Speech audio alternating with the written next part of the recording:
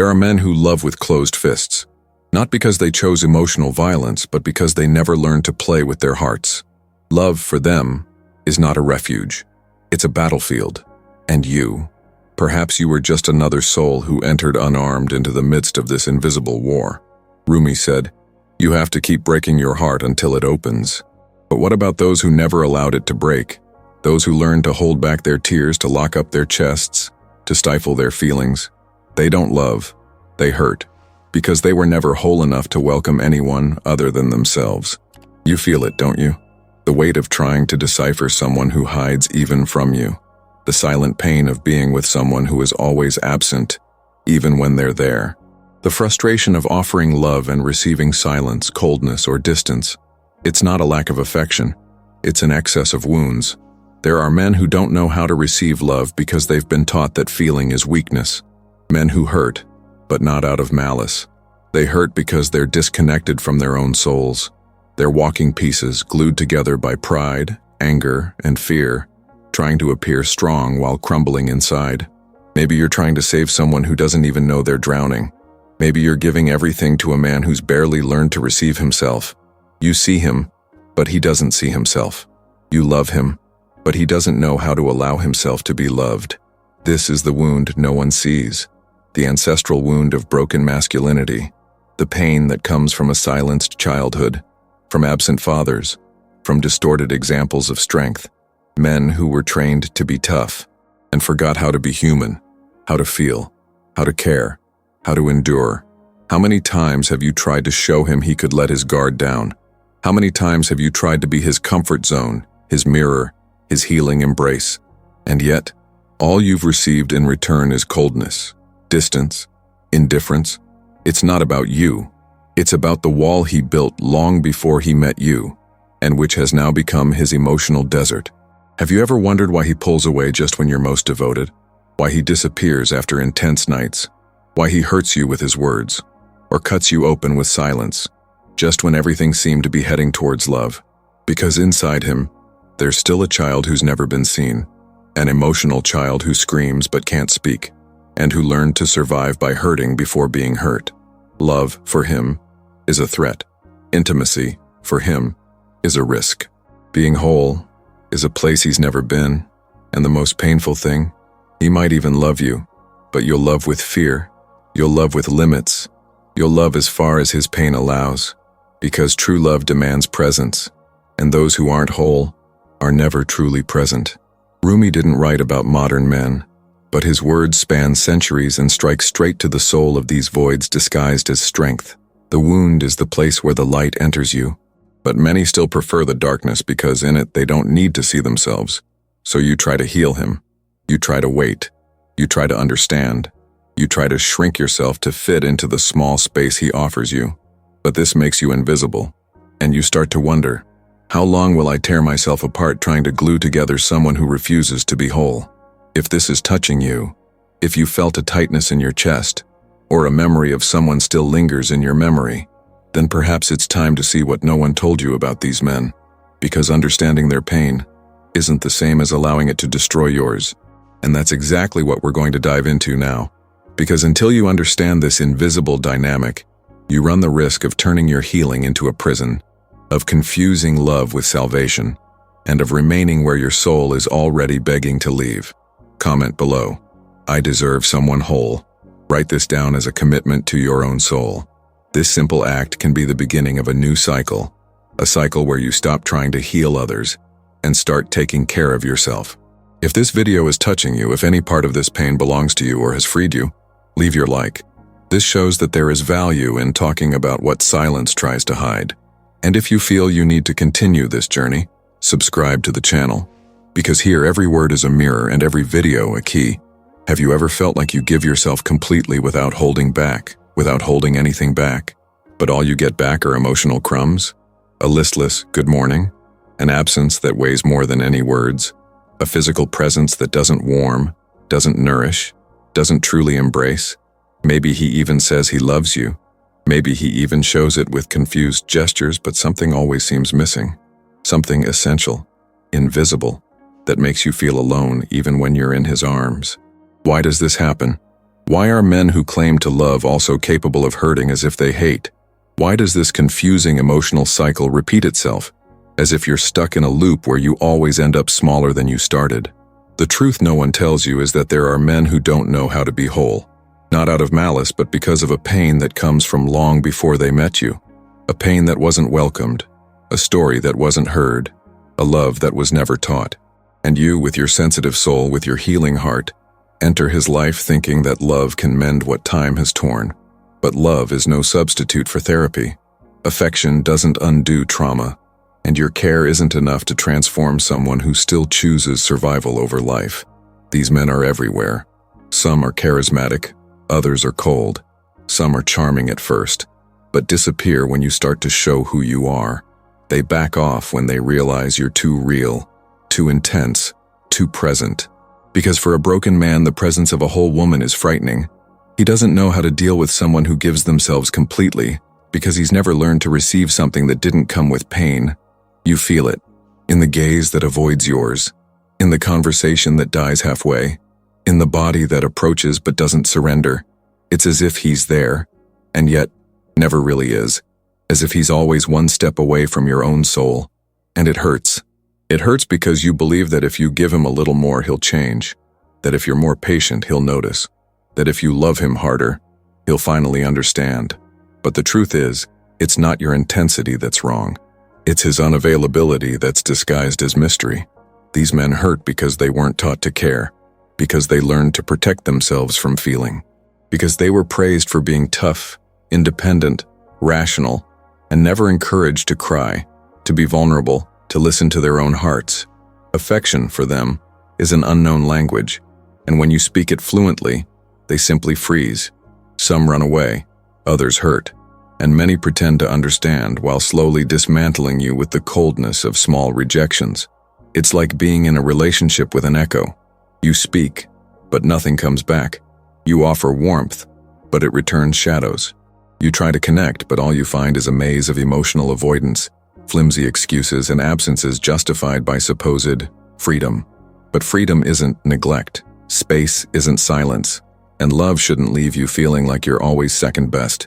Maybe you've become an expert at deciphering mixed signals, at justifying wrongdoing, at blaming yourself for what he can't give. But that's not love. It's an invisible contract of emotional abandonment, where you give everything and receive emptiness in return. The worst kind of emptiness, the one accompanied by hope, because he knows how to capture you. He knows how to show up when you've decided to leave. He knows exactly when to send that message that reopens the wound. And you, hurt and in need of reciprocity, accept it. You come back. You try again. And the cycle begins again. This is the invisible problem. It's not in the shouting, but in the silence. It's not in the physical absence, but in the emotional one. And the most dangerous thing is that many people around him don't notice, because he may be kind, intelligent, successful, but inside he's ruins trying to look like a castle. And you, because you're used to giving yourself, start to believe that maybe that's what love is, that maybe every relationship is made of tiredness, of waiting, of almost. But it's not. You deserve a whole love, not a puzzle from someone who never wanted to be put together. So, if this video is making sense to you, if any part of these words ran down your cheek like a tear, or sparked a feeling of discomfort inside your chest, write in the comments, "I no longer accept emotional halves," because saying it out loud, or even silently, can be the first step toward breaking out of this cycle that wears you down, silences you, and makes you doubt your worth. And we'll talk about that later. The root of all this is deeper than it seems. It's not just a man who doesn't value you. It's not just a cold, distant, or confused demeanor. It's an ancient pain he carries within him, even without realizing it. A pain that has shaped the way he loves, the way he touches, the way he runs away. A wounded man, who has never acknowledged his own pain, will transform any attempt at affection into a threat. And when you try to approach with love, he shuts down in fear. When you offer care, he reacts as if he's being controlled. When you show his heart, he raises his defenses, as if affection were an invasion. Rumi said, "The wound is where the light enters you." But most of these men have never stopped to look their wound in the face. They prefer to cover it with distractions, with work, with irony, with sarcasm, with superficial relationships where they don't have to truly give themselves. They prefer to appear strong rather than allow themselves to heal. And the cruelest thing is that they don't just ignore this pain, they project it. They throw at you the weight of what they never knew how to carry. And love, instead of being a bridge, becomes a battlefield, where everything you try to offer becomes ammunition against you. He doesn't reject you because you're too much. He rejects you because he's never known how to receive even the bare minimum. Because inside him lies a void he's been trying to ignore for years, perhaps since childhood, perhaps ever since he was taught that crying was a weakness, that feeling was a waste of time, that real men don't connect, only conquer, and this disconnect with his own soul prevents him from connecting with yours either. That's why you feel invisible, even though you're so present. That's why he can look into your eyes and still not see you, because he's always looking outward, trying to control the world around him so he doesn't face the world inside him. A broken world, full of noise, unresolved memories, stifled pain that's never been embraced. And when you emerge as a mirror, someone who loves deeply, who wants to build something true, you become a threat to the structure he's created to survive. He needs to keep the doors locked, and you, without even realizing it, are always trying to open them. This attempt to love someone disconnected from their own essence is exhausting, because you feel, you perceive, you see layers they themselves ignore, and the more you try to touch that soul, the more they run away. Or worse, the more they counterattack. Because those who haven't learned to heal themselves hurt those who try to heal. Those who haven't allowed themselves to feel ridicule those who feel. Those who don't know themselves reject those who are authentic. The problem isn't that you're intense. The problem is that they don't know how to handle emotional intensity because they live a shallow life, on the surface of themselves. And it's at this point that you start to doubt yourself.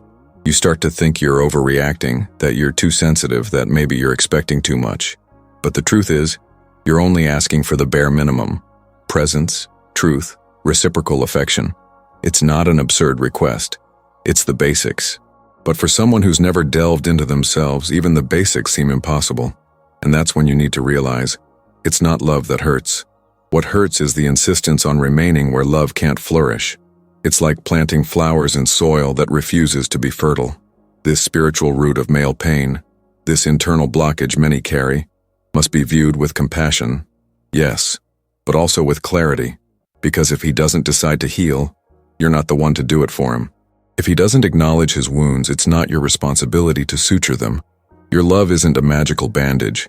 You can be support, but never salvation, because no one saves someone who refuses to let go of the depths. It's hard to accept this, because we grow up believing that love conquers all, that if we're good enough, it will change, that if we try harder, it will see. But what you need to understand is that love only transforms when it finds fertile ground. And a heart sealed by pain, never touched by light, cannot receive even the purest gesture of affection. It distrusts, it rejects, it sabotages. And you end up hurting yourself trying to fix what isn't yours. Have you ever wondered why you're so tired? Why your energy seems drained? Why even when he's around you feel alone? It's because you're living next to someone who's never connected with their own essence. And this drains everything around them. The emptiness of someone who doesn't know themselves consumes the light of those with a vibrant soul. And if you don't realize this in time, you start to mold yourself to fit in. You start to keep silent to maintain. You start to lose yourself so as not to lose him. But what's the price? How much of your essence will you have to give up to remain where there's no exchange? How much more time will you spend trying to decipher a heart that doesn't even recognize itself in the mirror? When will you accept that the problem isn't what you offer, but what it can't receive? And I know this isn't easy to hear. I know maybe you still have hope. Maybe you still see some good in him. And maybe there is. But kindness isn't enough. Presence matters. Care matters. Emotional clarity matters. And if he's not willing to look at his own wound, you won't be the one to pave the way for the light to enter. So, if this touched something you feel, if any part of these words spoke directly to your soul, comment here. I do not heal wounds that do not belong to me, because recognizing this is the beginning of your liberation. We'll keep talking about this, because this story isn't over yet. What no one tells you is that Often the love that hurts you the most comes from someone who doesn't know how to be different. It's not about conscious choice. It's not about intentional cruelty. He doesn't wake up and decide to hurt you, but he also doesn't wake up and decide to heal you. And that says it all. There are men who don't know how to love without bleeding, because that's how they learn to survive, mixing love with pain, care with control, presence with punishment. They were shaped in a world where vulnerability was a sign of weakness, where feeling was forbidden, where the only form of connection was through conflict. And that's why, when you show up with your soul open, he doesn't understand. He's scared. He arms himself. And without realizing it, he cuts you with the same blade he's used to protect himself with his entire life. You try to understand. You try to explain it to yourself. You try to justify the silences, the distances, the rudeness disguised as sincerity. You try to believe it's just a phase, that it's stress, that it's his past, that it's his way. But deep down, you feel something's wrong. And that feeling doesn't lie. Because love, however challenging it may be, shouldn't leave you constantly on edge, as if you're stepping on broken glass in an embrace. Love isn't about adapting to the emotional chaos of someone who's never organized their own soul. And therein lies the hidden key. The one no one taught you, the one no one gave you. The one you only find when you begin to see with the eyes of your soul. The key that reveals that, to love someone who's broken, you must establish a spiritual distance. Not the distance of abandonment, not the coldness of someone who gives up, but the sacred space of someone who understands that, if you keep trying to heal the other, you'll end up getting sick themselves. That if you keep diving into their abyss, you'll end up drowning in your own surrender. This key isn't found in a book, nor in advice, nor in a pretty phrase. It arises from fatigue, from the exhaustion of trying to be everything to someone who knows nothing about themselves. It appears when you look in the mirror and no longer recognize yourself, when you realize you're extinguishing your own light to fit into a relationship that's too dark, when you understand that what you call love has actually become survival. Accepting that he's not ready is one of the greatest proofs of self-love you can offer yourself, because the ego wants to keep going. It wants to insist. It wants to prove it can. But the soul wants peace. The soul wants real presence. The soul wants reciprocity. And when you silence the noise of your desire to fix, you begin to hear the silent truth that's always been there. You are no one else's cure. You are your own cure. It's not easy to make this move. The mind resists.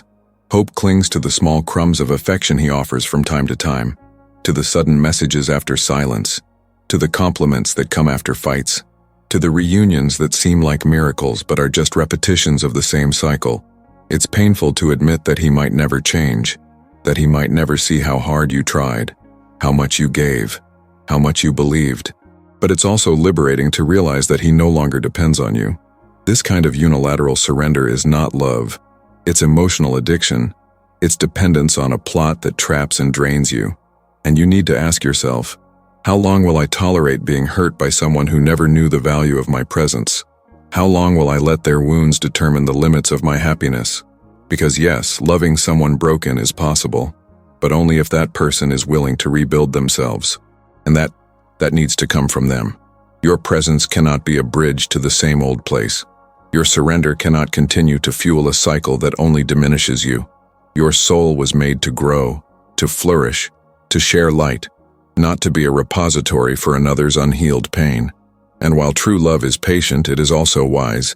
It recognizes when it is being wasted. It understands when it needs to leave to protect itself. You've probably felt it in your body. The weight on your back, the lump in your throat, the anxiety before texts, the fear of speaking your mind, the constant feeling of inadequacy. This isn't love. This is the effect of living under the strain of a connection that demands more than surrender. It demands self-abandonment. And the more you give in, the more you disconnect from yourself. And the more you try to hold on, the more you lose sight of who you were before. And there's no point in thinking that time will heal what he doesn't want to face, because time doesn't heal what's repeated daily. And you know this. You've felt it. You've seen the pattern repeat itself. You've realized that no matter how much he changes his words, his gestures, his way of loving, he remains the same. Because it's not about how much you love. It's about how much he's capable of loving back. And if he still bleeds when he loves, you'll continue to be wounded as long as you remain on this battlefield disguised as affection. But you can decide differently. You can start now. You can recognize that accepting that he's not ready isn't weakness. It's spiritual maturity. It's emotional wisdom. It's the decision of someone who understands that continuing to insist is just a slower way to lose yourself. And no one deserves that, least of all you. If this passage spoke to your soul, if you felt that any part of these words translated you, exposed you, or welcomed you, comment here. I choose myself over his pain. Because writing this is more than a comment. It's a reminder for your soul, and you'll need it for what comes next.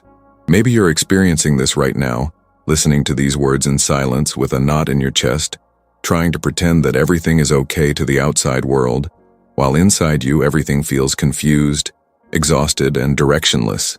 Maybe you're trapped in a relationship where everything seemed to have started with intense promises. He said he'd never met anyone like you, that you made him feel alive, that there was something about you that was unlike anything he'd ever experienced. He sought you with a soul-crushing thirst, with an emotional urgency that made you believe someone finally saw your essence. And for a moment, you believed it was real. But then, like a wind that shifts without warning, he began to pull away. At first subtly, shorter answers, eyes that no longer met yours with the same depth, the touch that became protocol. Then came the silences, the disappearances, the excuses about being confused, about needing time, about not knowing what you want. And you, who had given yourself completely, began to shrink little by little, trying to understand what you did wrong, trying to find in the details an explanation for the sudden withdrawal of someone who, until yesterday, claimed to love you with all his heart. But it's not about you, and it never was. It's about him, about a man who may even feel something genuine for you, but who never learned to stay, because he never inhabited himself, because he doesn't know what emotional security is, what emotional stability is, what it means to nurture a relationship with presence and emotional responsibility. He hasn't learned to sustain love. He's only learned to seek it intensely and abandon it when the depth scares him, because true love requires surrender. And to surrender, you must first be whole, and he isn't. It's as if you've opened the doors of your heart to someone who still lives in inner ruins. And he even tried to enter, but he didn't know what to do with the peace he found there, because he was accustomed to chaos, to lack of love, to relationships of contention, manipulation, and coldness. You offered light, but those who have only lived in the shadows don't know how to look at the light without feeling exposed. He felt small in the face of your dedication, your consistency, your way of loving without fear, and instead of growing from it, he ran away. You spent nights trying to understand what happened. You reread old conversations, relived memories, questioned your every gesture. You thought about changing the way you spoke, behaved, and felt. You wanted to be less intense, less emotional, less profound. But these are all desperate attempts to fit into a place that was never built to welcome you, because it doesn't know how to support who you are. And that doesn't diminish you. It just reveals how emotionally immature it still is. You've realized you're always waiting for him, even when he's right there, waiting for a genuine gesture, for a look that says, I see you, for a hug that feels like home, and not just an empty touch. But he never comes fully. He appears and disappears. He draws near and pushes away. He promises and then withdraws, because his love isn't firm. It's unstable. It's shaken by every emotional wind that passes. And you, who only want to be rooted, find yourself trying to hold back a storm with your hands. And maybe you think, but he has so many good qualities. He's good. He's just confused. But kindness isn't presence. Confusion doesn't justify absence. And what you need to understand is that even good people can be emotionally destructive when they're unaware of their own wounds. He can be kind and still tear you apart. He can admire you and still run away. He can love you and still not know how to stay, because he doesn't know how to inhabit love without losing himself. And you can't keep losing yourself to keep someone who's never even found themselves. And that's cruel, I know, because it involves hope. It involves beautiful memories. It involves a connection that seemed rare. But between what seemed and what is, there's a chasm. And this chasm is made of everything you try to ignore. The silences that hurt, the coldness that corrodes, the absence that stings. And you try to be strong. You try to wait. You try to love for two. But for how long? How long will you sacrifice yourself for a relationship where only you fight? How long will you romanticize the idea that it will change? How long will you ignore the fact that you're slowly fading, trying to keep a flame alive that only you can feed? You deserve more. Not more quantity, more truth, more presence, more depth. You deserve a love that knows how to endure, even after the euphoria fades.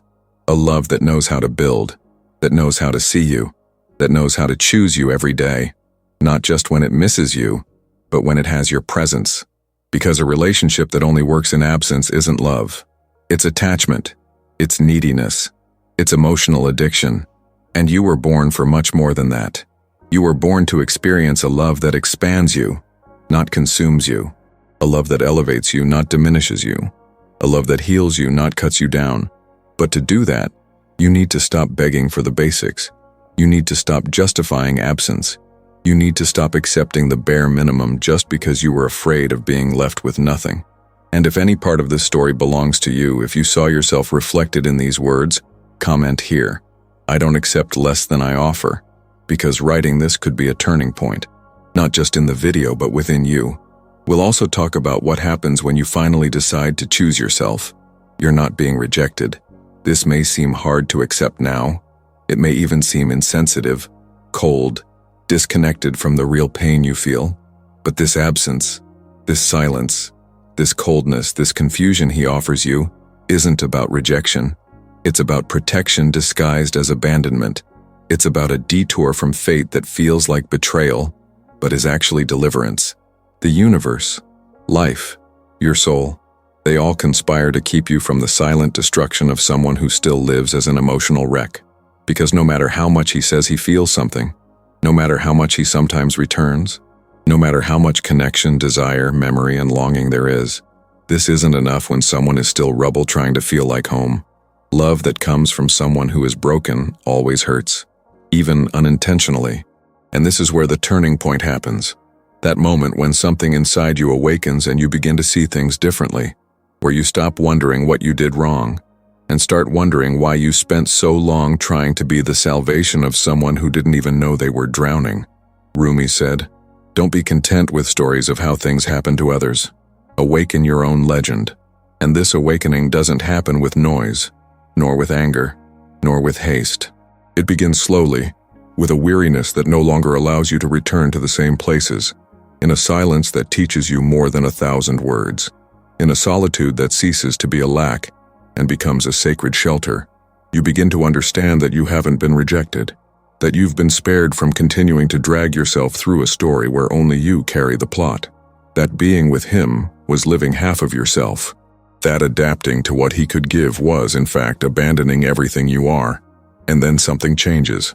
The look in your eyes changes. The breathing changes. The attachment begins to weaken, not because the pain has passed, but because lucidity has finally arrived.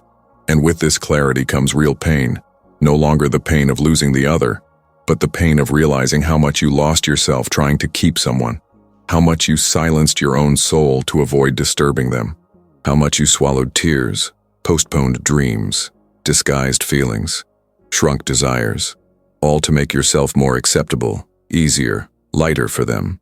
But now you know, now you feel, and those who feel transform. This transformation is slow. It doesn't happen overnight. You'll still remember him, you'll still miss him, you'll still find yourself wondering, what if? But you're no longer the same, because now you recognize that you are whole. And being whole means not settling for someone who only comes halfway, with someone who only knows how to get close when they miss you, but never stays when you're present, with someone who only loves when it's comfortable, but disappears when love demands maturity.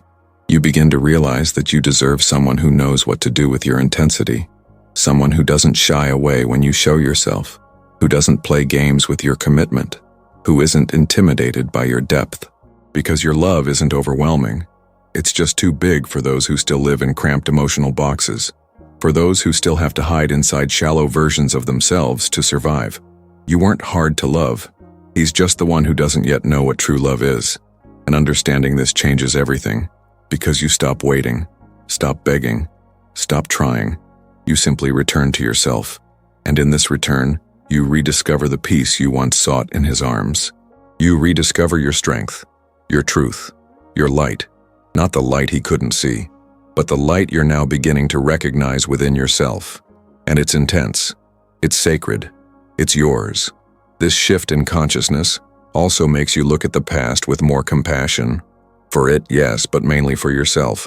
Because you were doing the best you could with the awareness you had.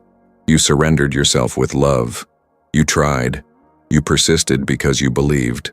And that's not weakness. That's courage.